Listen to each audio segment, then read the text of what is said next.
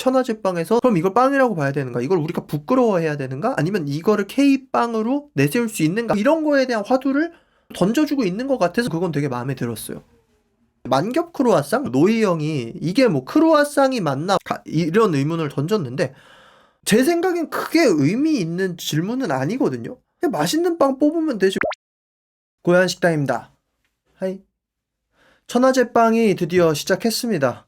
흑백 요리사로 요리 서바이벌이 여기까지 할 수 있구나를 사람들이 알게 되면서 이거는 요리 서바이벌계의 좋은 점이기도 하지만 좀 다른 요리 서바이벌을 만드는 제작진들 입장에서는 좀 되게 부담스러운 일이죠. 왜냐면 흑백 요리사 2는 1화부터 마지막 화까지의 완결성과 개연성이 너무 완벽했어요. 솔직히 3가 나와도 이 정도로는 갈 수가 없을 것 같아요. 왜냐면 우승자 최강록이라는 사람 때문에 만들 수 있는 연출이었기 때문에. 그래서 사실 다른 요리 프로그램과 비교해 볼 거는 재미죠. 결국에는 재미가 있는가, 1화가 특백요리사 1화만큼 재미가 있는가. 사실 천하제빵을 MBN에서 만든다고 할 때부터 걱정이 많았습니다. 흑백요리사 수준의 몇십 명이 나와서 대결하는 포맷이면 재밌긴 할 텐데 하필이면 거기가 MBN이야. 해서 좀 불안했어요. 왜냐면 MBN은 트로트가 잘 되면 트로트를 따라가고 트렌드를 만들어가는 방송사보다는 트렌드를 따라가는 방송사고, 그렇기 때문에 MBN에서 나온다. 또 흑백요리에서 잘 되니까 흑백 제빵사 하는 거구나. 뭐 이런 느낌으로 생각은 했지만 그래도 어느 정도 기대는 됐어요. 요 대규모 요리쇼라는 거가 줄 수 있는 기본적인 재미는 보장되어 있으니까. 근데 이제 처음부터 불안했던 게 마스터가 너무 많았다는 겁니다. 일종의 마스터라는 게 심사위원인데 흑백 요리사가 다른 요리 서바이벌과 달랐던 게 무엇이었냐면, 뭐 요리 서바이벌 뿐만이 아니라 다른 모든 서바이벌과 비교해도 달랐던 게 심사위원 2명이었다는 것이었어요. 2명. 심사위원은 보통 홀수로 세웁니다. 왜냐면 그 홀수 안에서 나중 본선 가면 뭐 절대 점수로 매기기는 하지만 초반에는 계속 누군 합격 탈락 해서 이게 홀수가 돼야지 딱 어떻게 합격이 되든 탈락이 되든 이게 나오잖아요. 그래서 보통은 의례적으로 다 홀수를 하거나 아니면 짝수를 하더라도 최소한 4명, 6명 막 이렇게 가는데 흑백요리사는 2명을 냈어요. 2명을. 그리고 심지어 1차 심사는 워낙 사람이 많으니까 둘이 같이 심사하는 게 아니라 둘이 그냥 따로 심사를 봤어요. 백종원의 기준과 안성재의 기준이 다를 수 있음에도 불구하고 그냥 그렇게 했어요. 왜냐면 어차피 나중에 우승자 한 명을 뽑는 거기 때문에 그때의 기준선이 다른 거는 넘어갈 수 있다. 이거는 기세로 넘어갈 수 있다라고 하고 연출을 한 거예요. 그리고 그 실제로 시청자들이 봤을 때 뭐 이게 크게 막 불합리해 보이고 이런 게 없었어요. 근데 이제 천하제빵으로 다시 돌아와서 우리가 그 2명이 하는 맛을 봤잖아요. 그리고 그 2명이 의견이 부딪혔을 때 계속해서 논의하고 재대결 나오고 재심사 나오고 재심사 나오고 하는 그 가운데서도 서스펜스가 있었단 말이에요. 그 쫄리는 막 그런 게 있었단 말이에요. 근데 이제 천하제빵으로 들어가니까 다시 MBN에서 만든 거답게 클래식한 거죠. 심사위원이 일단 5명이에요. 노희영, 이석원, 김나래, 미미, 권성준인데, 근데 이제 여기서부터 말이 나올 만한 것들이 너무 많았죠. 미미 같은 경우도 그냥 디저트를 많이 먹어본 여자 아이돌. 근데 얘가 심사위원을 한다고? 좀 그런데? 이렇게 되고, 권성준 같은 경우도 요리 서바이벌 우승자, 흑백 요리사 우승자긴 하지만 제과제빵 전문가는 아니기 때문에 왜 굳이 마스터로 했지? 라는 생각이 사람들 머릿속에서 들 수밖에 없었죠. 이제 거기서 이제 좀 전문가 포지션으로 나온 건 이석원 명장님, 뭐 대한민국 최연소 제과제빵 명장이고 되게 유명하신 분이래요. 그리고 김나래 파티시에, 이분은 저도 예전에 뉴스 기사로 봤었는데 파리에서 인정받는 프랑스에서 성공한 대한민국 파티시에로, 그러니까 제빵 쪽 마스터 한 명, 제과 쪽 마스터 한 명이 이렇게 딱 붙어 있게 된 거예요. 그래서 시작부터 우려가 많았어요. 심사위원이 많고 마스터가 많다는 거. 그리고 말이 마스터지만 뭐 까놓고 보면 패널이잖아요. 그냥 뭐 솔로지옥이랑 환승연애에서 VCR 틀어놓고 패널이 얘기하듯이 흑백요리사가 대단했던 건 패널이 아예 없었다는 거였죠. 백종원이랑 안성재의 역할도 패널적인 역할은 진짜 거의 없었고, 패널이 없다는 거는 제작진이 패널의 역할을 해야 된다는 거예요. 그 중간중간 요리를 설명하기 위한 그 내러티브와 스토리 구성과 그런 것들을 제작진이 컷을 통해서 다 연출로서 짜집기해서 만들어 나가야 된다는 거예요.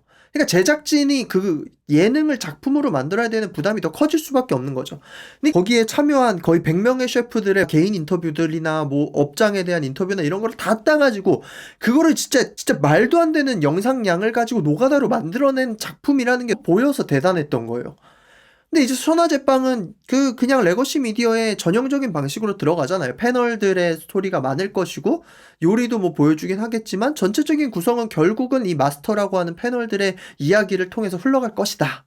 이런 생각을 했는데 이제 결론적으로 제가 1화를 본 결과 생각보다는 나쁘지 않았다. 그러니까 애초에 기대를 완전 낮추고 봤어요. 솔직하게 그냥 엉망일 거라고 생각을 했어요. 엄청 재미없을 수도 있겠다. 근데 그래도 일단 대규모 요리쇼가 주는 도파민이 있기는 하더라고요. 흑백요리사는 100명이었고 뭐 흑수저는 80명이었지만 이번에 천하제빵은 72명이고 이거를 24명씩 나눠서 촬영을 했는데 시간을 일단 많이 줘요. 4시간을 줘요. 제과 제빵 쪽이니까 아무래도 막 발효도 있고 뭐 구워야 되고 이런 시간이 오래 걸리니까 4시간을 주는데 마스터들이 전문적인 시선은 많이 안 보였어요. 이게 흑백요리사처럼 완성돼서 가서 그냥 한 명이 딱 먹고 나오고 이런 게 아니라 한 명 한 명 심사위원 방에 들어가서 컨베이어 벨트를 돌려가지고 컨베이어 벨트가 어디 쓰면 합격이고 넘어가면 탈락이고 그러니까 좀 부수적 요소가 너무 많기는 했어. 그리고 흑백요리사는 MC가 없었잖아요. 그리고 푸드 서바이벌은 MC가 별로 없단 말이에요. 심사위원이 MC 역할을 하지. 근데 MC까지 있으니까 그러니까 쓸데없는 부분이 너무 많아서 좀 템포가 초반에는 처지나 싶었는데 뒤로 가니까 그래도 이다희 씨의 멘트가 뭐 그렇게 많지도 않고 전체적으로 최대한 그래도 MBN에서 할 수 있을 만큼은 최대한 빨리빨리 쳐내는 느낌이었어요. 그리고 요리는 이 과정이 보이잖아요. 굽고 찌고 자르고 이런 게 보이는데 제과 제빵은 눈에 보이는 게 많이 없잖아요. 계속 그냥 크림 휘핑 치고 발효되는 거 기다리고 반죽하고 솔직히 뭐 어떤 빵을 만들더라도 그렇게까지 다이나믹한 차이가 보이지는 않는단 말이에요. 물론 빵을 좋아하시는 분들은 이 말이 화나실 수도 있겠지만 제가 생각했을 땐 요리보다는 보일 수 있는 다이나믹이 훨씬 적어요. 왜냐면 오븐에 들어가기 전까지는 결국엔 다 밀가루 덩어리이기 때문에. 근데 그렇기 때문에 오히려 마스터들이 많으니까 이석원 명장님, 김나래 파티시에의 멘트가 적은 게 아쉬워요. 이 두 분은 방송을 많이 해보신 건 아니라서 멘트를 많이 치시진 않는데 오히려 그래서 마피아의 역할이 좀 돋보였다. 나폴리 마피아가 아무래도 방송도 많이 하고 예능도 많이 하고 인터넷 방송도 많이 하고 또 아는 것도 많아서 중간중간에 오히려 패널들 사이에 현장 MC 같은 역할을 해주고 있다는 생각이 들고 미미 같은 경우는 여기 나온 분들의 빵집을 실제로 다 가봤기 때문에 또 미미의 멘트에 의존해 가는 게 많았어요. 그러니까 물론 제작진이 이런 것들을 흑백요리사처럼 진짜 컷과 컷을 연결해서 여러 영상 소스를 연결해서 갔으면 더 좋았겠지만 그래도 그들이 할 수 있는 최선 안에서 뽑아냈다라는 느낌이었습니다. 그리고 또 좋았던 게 뭐냐면 처음에 마음에 안 들었던 게 빵 만들어지면 그거 들고 5명 앞에 가서 설명하고 막 이런 과정이 엄청 지지부진했었는데 중간에 나오더라고요. 빵 살짝 먹어보고 전원 탈락이면 그 방에 들어가지도 못하는 그런 또 룰이 있더라고요. 그래서 이런 거부터는 조금 템포를 땡기는 룰들이 있어서 이런 건 괜찮았다라는 생각이 들었고 그리고 그나마 엠넷이랑 이런 데보다 훨씬 낫다라고 생각했던 건 적어도 참가자 바보 만드는 편집은 안 하더라고요. 거기 나온 분들이 그래도 빵을 뭐 아예 안 만들어 보고 그런 초보자들이 아닌데 실수하는 부분이 제과제빵 특성상 나올 수밖에 없단 말이에요. 왜냐면 뭐 방송에도 나왔지만 아마 조명이랑 막 이런 것 때문에 너무 더워서 요리는 온도가 막 엄청나게 크리티컬하진 않지만 제빵은 진짜 너무 크리티컬하잖아요. 그 발효 1, 2도 사이에서 발효가 왔다 갔다 하고 그런다면서요.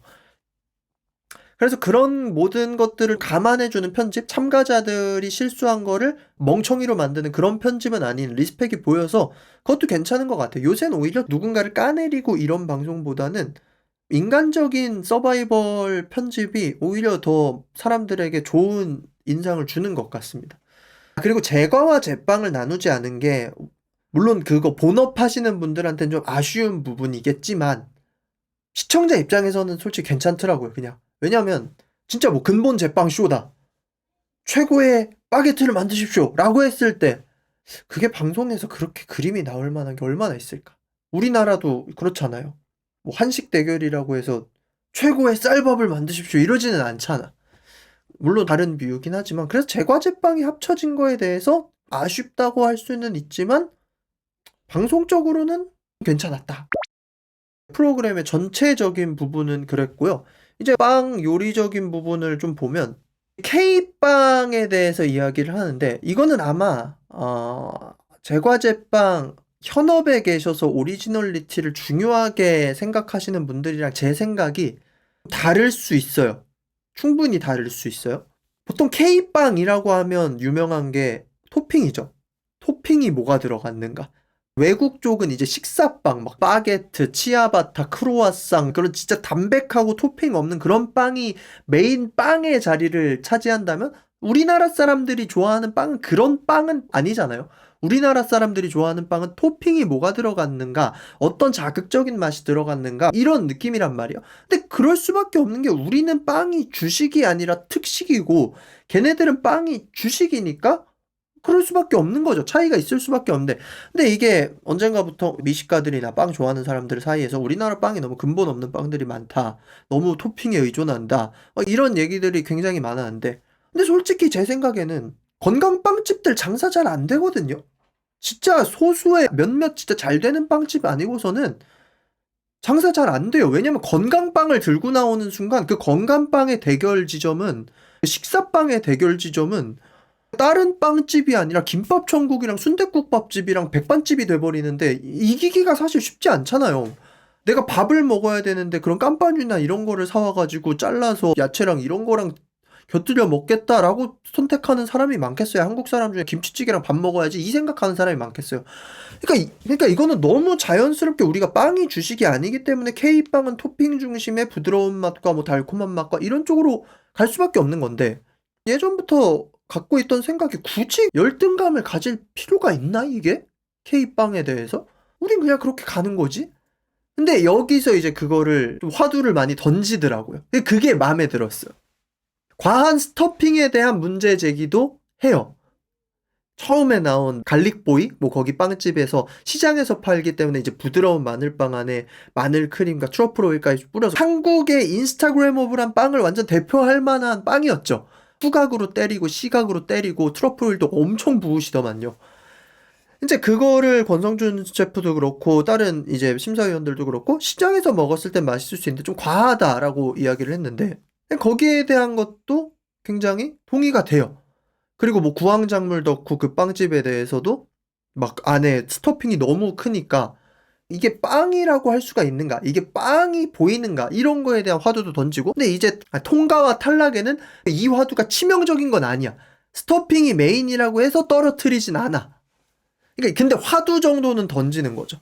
우리나라 사람들은 원래 모든 음식에서 부재료를 좋아해요. 우리나라 만두만 봐도 풀무원 얄피만두 같은 거 피가 얇은 게 소구가 되잖아요. 그리고 붕어빵만 해도 붕어빵 맛집 같은 데 가면 메인이 뭐예요? 피가 얇고 앙금이 꽉 차 있는 거 자체가 셀링 포인트가 돼버리는 거고, 만두도 그렇고 붕어빵도 그렇고. 우리나라에서 진짜 제 기억에 진짜 개 클래식한 빵, 옛날 중에 빵으로 히트친 게 뭘까 생각해보면 경주 황남빵이거든요. 그 옛날부터도 콩남빵이 잘 팔렸던 이유가 피가 얇고 팥이 많아서였어요. 그러니까 우리나라 사람들은 옛날부터 소를 좋아했어요. 그 빵 자체를 좋아하는 게 아니라. 왜 그러냐? 우린 이거 배부르려고 먹는 게 아니거든. 맛있으려고 먹는 거지. 그러니까 이런 방향으로 계속 발전을 해가면서 뭐 크림빵도 크림을 빵 채우고 구황작물 채운 것도 구황작물을 빵 채우고 막 이렇게 돼 가는 거지. 예전에는 이게 좀 부끄럽다, 이거 해외에 내다 팔 수 없다, 뭐 이렇게 생각을 했지만 지금은 K 콘텐츠 자체가 올라가니까 이거에 대해서 우리가 굳이 열등감을 가질 필요는 없는 거죠. 그냥 우린 이런 빵 팔고, 그리고 까놓고 말해서 우리가 뭐 치아바타, 깜빠뉴, 바게트 이런 거 만들어서 판다고 해서 프랑스랑 붙어서 이길 거야? 외국 애들이 빵 먹고 싶다, 한국 빵 먹고 싶다라고 했을 때 한국에서 만든 바게트 먹으러 가야지 이러진 않을 거란 말이야. 근데 K빵이 엄청 유명해지면 야, 이 한국인 새끼들은 빵에다가 뭘 이렇게 이상한 걸 많이 넣냐 하면서 궁금증을 하면서 그게 오히려 좀 자극이 되는 거죠. 마치 일본에서 재패니스 프렌치가 올라갔듯이 우리나라도 그냥 K빵 방식이 올라가는 거예요. 사실 이런 것들이 전체적으로 일본이 갔던 방향이죠. 로컬화 시키는 거, 야키소바빵 만들고 이런 거. 그러니까 우리나라도 우리나라 나름의 현지화의 빵이 일어나고 있는 거. 천하제빵에서 그럼 이걸 빵이라고 봐야 되는가? 이걸 우리가 부끄러워해야 되는가? 아니면 이거를 K빵으로 내세울 수 있는가? 이런 거에 대한 화두를 어느 정도 던져주고 있는 것 같아서 전 그건 되게 마음에 들었어요. 이런 결에서 얘기해 볼 만한 게 레브드라는 빵집의 사장님이 나오셨는데 만겹 크루아상 뭐 이런 걸 갖고 나오셨어요. 근데 이걸 가지고 노이 형이 이게 뭐 크루아상이 맞나 이런 의문을 던졌는데, 제 생각엔 크게 의미 있는 질문은 아니거든요. 그냥 맛있는 빵 뽑으면 되지 뭐 오리지널 크루아상 뽑는 거는 물론 제가 제빵에 엄청 좋아하시는 분들은 그런 근본을 따지시겠지만 근본 따져서 팔 거였으면 크루아상 맛집들도 분명히 있긴 하지만 결국엔 우리나라에 말도 안 되게 터지는 거는 이런 변화를 시킨 크림이 들어간 달콤한 아니 바삭한 식감을 극도로 살린 결국엔 이런 빵들이 살아남을 수밖에 없단 말이에요 우리나라에서는. 그래서 이걸 오리지널리티를 그렇게 따지는 주제가 아닌데 오리지널이냐 아니냐 라는 질문으로 들어가면 그럼 다른 빵들은 살아남을 수 있는가 라는 생각이 들었던 거고 그리고 또 그 초이다 파티셰분도 나오셨는데 그분이 이제 장을 넣어서 만든 케이크? 뭐 장을 넣어서 만든 케이크를 가지고 나오셨어요. 근데 그거에 장이 분명하게 인지가 안 된다라는 평에 대해서도 솔직히 크게 공감은 안 됐어. 장을 넣어서 뉘앙스 정도만 넣었으면 되는 거지.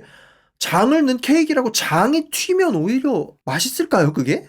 그런 생각이 듭니다. 사실 예전부터 노희영 씨가 음식 자체에 대해서 평하는 거는 크게 동의해 본 적이 없어가지고, 그냥 노희영 심사위원의 심사평이 오히려 제일 제가 생각했을 땐 좀 동떨어진 느낌이었어요.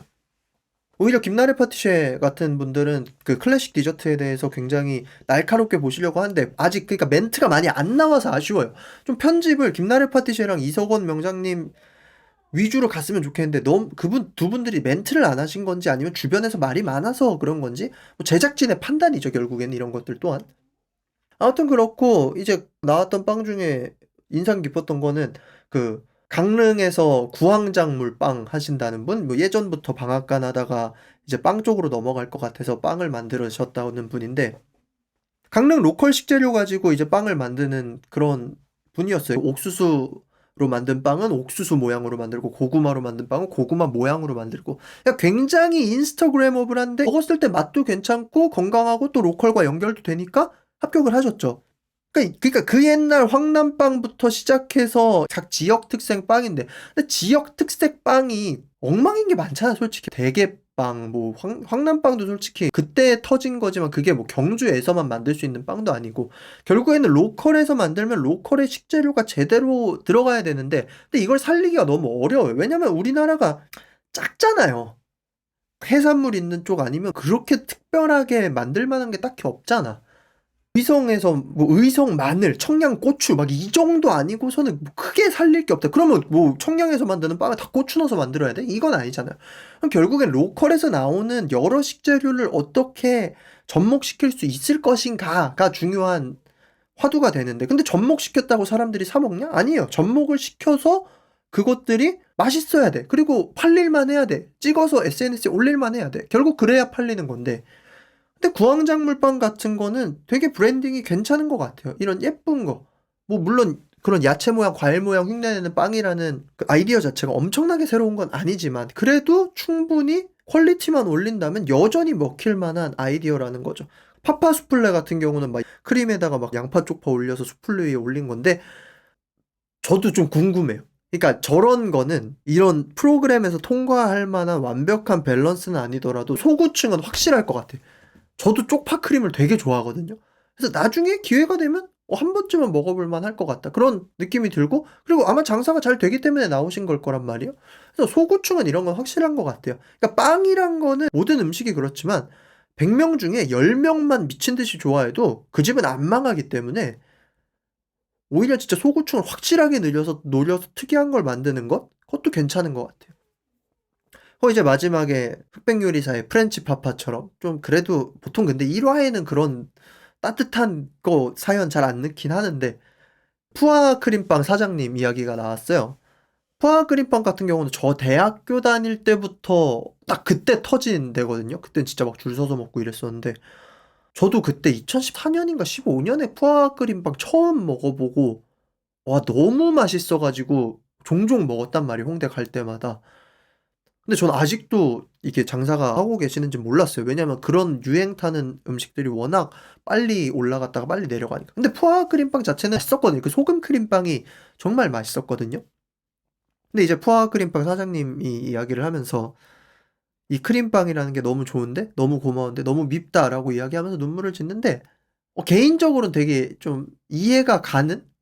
그러니까 푸아 끓임빵으로 터져서 돈도 벌고 잘 됐지만 근데 결국엔 그럼 자기가 만들 수 있는 빵이 그걸로밖에 한정이 안 되는 거잖아. 이 크림빵만 자기가 계속 만들어야 되는 거니까 뭔가 그거에 대한 오묘한 감정이 있는 것 같아. 근데 이 감정을 전체적인 시청자들이 공감할 만한 감정일까라는 생각은 들었어요. 성공도 일종의 족쇄가 될 수 있다. 물론 이제 또 인터넷 찐따들이 또 성공이라도 해봤으니 좋지. 아유 배부른 눈물이다. 이런 식으로 얘기할 수도 있지만 저는 충분히 공감이 됩니다. 성공 자체에 만족을 해서 끝나면 다행인데 인간이라는 건 결국에 모든 상대성에서 행복을 느끼지만 모든 상대성에서 또 괴로움을 느끼거든요. 그래서 성공도 일종의 족쇄가 될 수 있을 거라고 저는 생각을 해요. 자기가 원치 않는 걸로 성공을 했을 때 그거를 하다가 실제로 갑자기 업종을 그만둬 버리고 넘어가는 사람들도 종종 있고 천하제빵이 몇 부작인지 나오지를 않는데 근데 템포가 이 정도보다 살짝만 땡겨지면 훨씬 재밌을 것 같아요. 종편 특유의 약간 그 짜치는 편집들이 있기는 하지만 생각보다 괜찮았다. 그리고 MBN에서 돈을 많이 쓰고 심혈을 많이 기울였다. 이런 생각이 듭니다. 전 앞으로 쭉 볼 것 같고요. 여러분들도 한번 보십시오. 생각보다 나쁘지 않고 그리고 티빙이나 넷플릭스에서 1.2배로 보면 딱 맞습니다. 그러면 템포 괜찮아요. 솔직히 뒤에 30분은 1.25배로 봐가지고 그러니까 더 재밌더라고요. 아무튼 여러분들도 한번 보셨으면 좋겠습니다. 천하제빵 보면서 들었던 의견 같은 거 댓글로 많이 적어주시면 감사할 것 같고 구독과 좋아요는 영상 제작에 정말 많은 도움이 됩니다. 구독 꼭 부탁드립니다. 그러면 빠이.